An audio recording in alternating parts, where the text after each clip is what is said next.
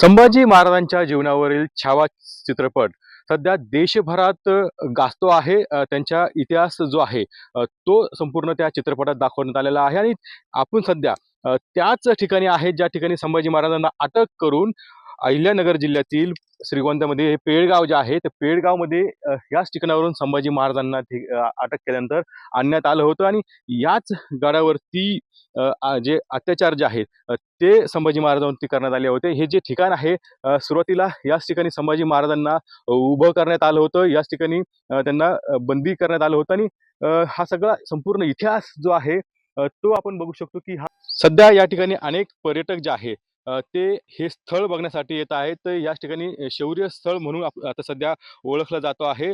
जे बलिदान छत्रपती संभाजी राजेंनी दिलं होतं तर त्या ठिकाणी आपण बघतो की हेच ते ठिकाण आहे. अनेक पर्यटक जे आहे राज्यभरातून सध्या या ठिकाणी दर्शनाला येत आहेत आणि छत्रपती संभाजी महाराजांच्या पत्नी राणी यशोबाई यांचे वंशज सध्या आपल्या सोबत आहेत.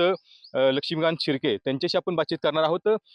काय सांगा नेमकं हे स्थळ काय आहे आणि या ठिकाणचा नेमका इतिहास काय आहे? संभाजी महाराजांना 1 फेब्रुवारी 1689ला ज्यावेळेस संगमेश्वरला युद्ध झाल्यानंतर घनघोर युद्ध झालं आणि त्यामध्ये त्यांना अटक झाली आणि ते अटक झाल्यानंतर डायरेक्ट पेडगावच्या किल्ल्यावर आणलं. पेडगावच्या किल्ल्यामधून उत्तरेच्या प्रवेशद्वारातून आत आणून त्या राजदरबाराच्या प्रवेशद्वारातून आतमध्ये आणलं आणि या ठिकाणी संभाजी महाराजांचं राजदरबारात उभे आहेत आणि हा राजदरबाराचं हे पूर्णपणे अवशेष आपल्याला पाहायला मिळतात आणि हे राजदरबाराच्या सेंटरला आणि औरंगजेबाचं तख्त त्या उत्तरेच्या बाजूला म्हणजे औरंगजेब आणि संभाजी महाराज ज्या ठिकाणी उभे आहेत त्याच्यामध्ये जवळजवळ 40-50 फुटाचं अंतर पाहायला मिळतं आपल्याला. आणि हे अंतर का ठेवलंय तर औरंगजेब खूप घाबरलेला होता. संभाजी राजांची भीती त्याच्या मनामध्ये होती की साखळदंडाने जरी बांधलेलं असलं संभाजी महाराजांना तरी तो कधीही संभाजी महाराज आपल्यावर प्रत्यहल्ला करू शकतो, म्हणून तो एवढा डिस्टन्स ठेवून औरंगजेब भिवून होता.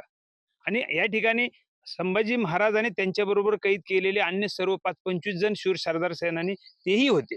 निव्वळ संभाजी महाराज आणि कवी कलश नव्हते, इतरही सैन्यांना त्यांनी कैद केली होती, तेही त्यांच्या पाठीमागे होते.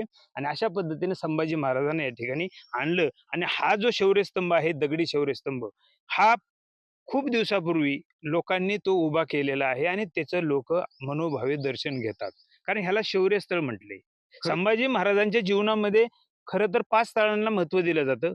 मी सांगतो ते, की किल्ले पुरंदर म्हणजे जन्मस्थळ आणि युद्धस्थळ म्हणजे कसबा संगमेश्वर आणि शौर्यस्थळ म्हणजे किल्ले धर्मवीरगड म्हणजे बहादूरगडावरील पेडगाव येथील बहादूरगडावरील शौर्यस्थळ आणि 4थं आहे तुळापूर येथील बलिदान स्थळ आणि 5वं आहे वडू बुद्रुक येथील समाधी स्थळ.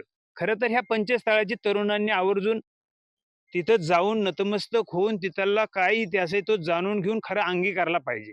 अशा पद्धतीचा आदर्श इतिहास त्या ठिकाणी तरुणांना ऐकायला मिळेल. खरं तर हे कवी कलश आणि छत्रपती संभाजी महाराजांना ज्यावेळेला इथं आणलं गेलं तर अनेक संवाद जे आहे ते औरंगजेब आणि त्यांच्यामध्ये झाले तर ते नेमके कसे झाले? औरंगजेब आणि संभाजी महाराज ह्याच्यामध्ये हे जे या ठिकाणी संवाद झालेले आहेत फक्त ह्या राजदरबारामध्ये. आता संवादामध्ये काय मुख्य मागण्या आहेत, की "हे राजे तुम्ही आमच्यात या अगोदर बोलले, तुम्हाला मनसबदारी देतो, तुम्हाला सर्व राज देतो, सन्मान देतो, पद देतो आणि तुम्ही आमचे व्हा." नंतर ऐकलं नाही. अगोदर तुम्ही आमच्या धर्मात या म्हटले होते. नंतर मग म्हणले फक्त तुम्ही या नाही आलात तरी चालेल. पण तुम्ही या आणि तुम्ही या ठिकाणी आमच्या सहभागी व्हा. आम्ही तुम्हाला चांगला सन्मान देऊ. तेही संभाजी महाराजांनी फेटाळून लावली ही मागणी म्हणजे प्रस्ताव. दुसऱ्यांदा सांगितले, की तुम्हाला आता आम्ही मृत्यू देणार आहे. त्यामुळे आता तुम्ही मराठ्यांचा खजिना आणि इतर सर्व आमचे कोण गुप्तहेर तुमच्यात सामील झाले आहेत का? औरंगजेबाच्या सैन्यातले सुद्धा मराठा सैन्यांमध्ये काही गुप्तहेर होते आणि हे गुप्तहेर त्याच्यामध्ये सामील आहेत का आमचे कोण? हा एक प्रतिसवाल तो केलेला आहे. आणि नंतर म्हणलेत, की बाबा आता तुम्हाला आम्ही त्या ठिकाणी चांगल्या पद्धतीचं हे देऊ. परंतु हे सगळे प्रस्ताव दूर काढले आणि एक जी कल्पना आहे लोकांची जी खोटी कल्पना आहे, की त्याच्यामध्ये मुलगी देतो वगैरे नाही का, जावई करून घेतात. हे सगळ्या भामरक कथा आहेत, खोट्या कल्पना आहेत ह्या सगळ्या. ते नाही. तर नक्कीच आपण बघतो की ज्यावेळेला संभाजी महाराजांना अटक केली त्यावेळेला ह्याच ठिकाणी जो धर्मवीर गड आहे तर ह्याच ठिकाणी सुरुवातीला त्यांना आणण्यात आलं आणि इथेच कैद जे आहे ते करण्यात आलं होतं आणि यानंतर समोर औरंगजेबाचं या ठिकाणी ते जे स्थळ आहे, तख्ताची जागा आहे, त्या ठिकाणी त्यांचा छळ जो आहे तो करण्यात आला आहे. तर ते देखील आपण त्या ठिकाणी बघणार आहोत. छत्रपती संभाजी महाराजांना अटक केल्यानंतर ज्यावेळेला त्यांना धर्मवीर गड इथे आणण्यात आलं होतं, याच जो परिसर आहे ज्या परिसरामध्ये औरंगजेब आणि छत्रपती संभाजी महाराज यांचा संवाद झाला होता आणि त्यानंतर ज्या अटी औरंगजेबाने ठेवल्या होत्या त्या धुडकावून लावल्यानंतर त्यांचा छळ करण्यास औरंगजेबाने सुरुवात केली आहे आणि हीच ती वास्तू आहे की ज्या ठिकाणी छत्रपती संभाजी महाराजांचा छळ जो आहे तो या ठिकाणी शेवटचे जे 15 दिवस होते ते ह्याच ठिकाणी करण्यात आला होता. काय नेमकं त्यावेळेला घडलं होतं आणि ही वास्तू नेमकी काय आहे?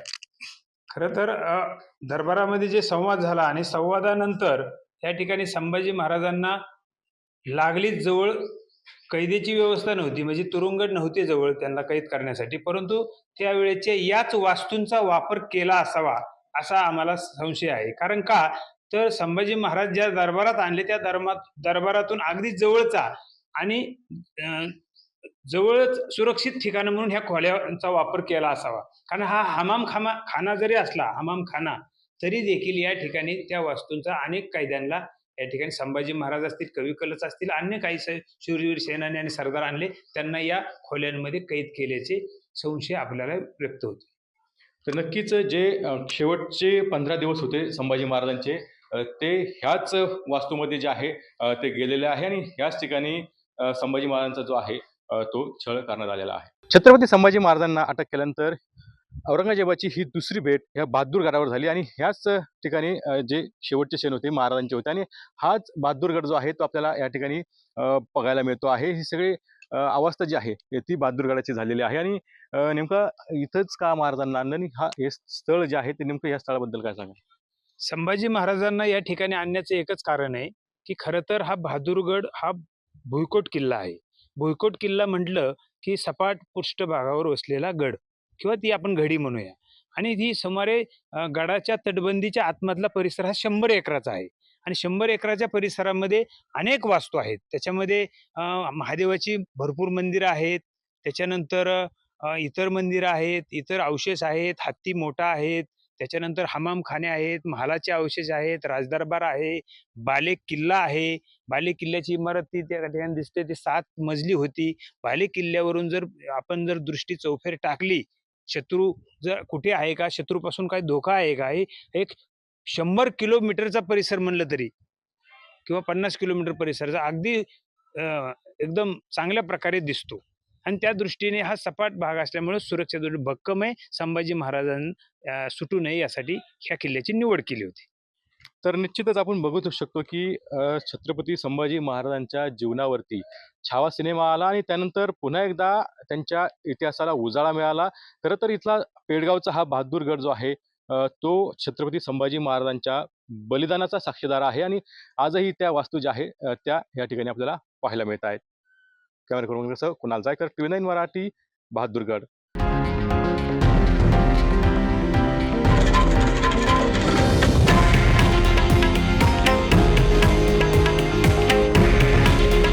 हे आहे देशातील नंबर 1 न्यूज नेटवर्क आणि आपण पाहत आहात TV9 मराठी. काळजी तुमची, हित महाराष्ट्राचं.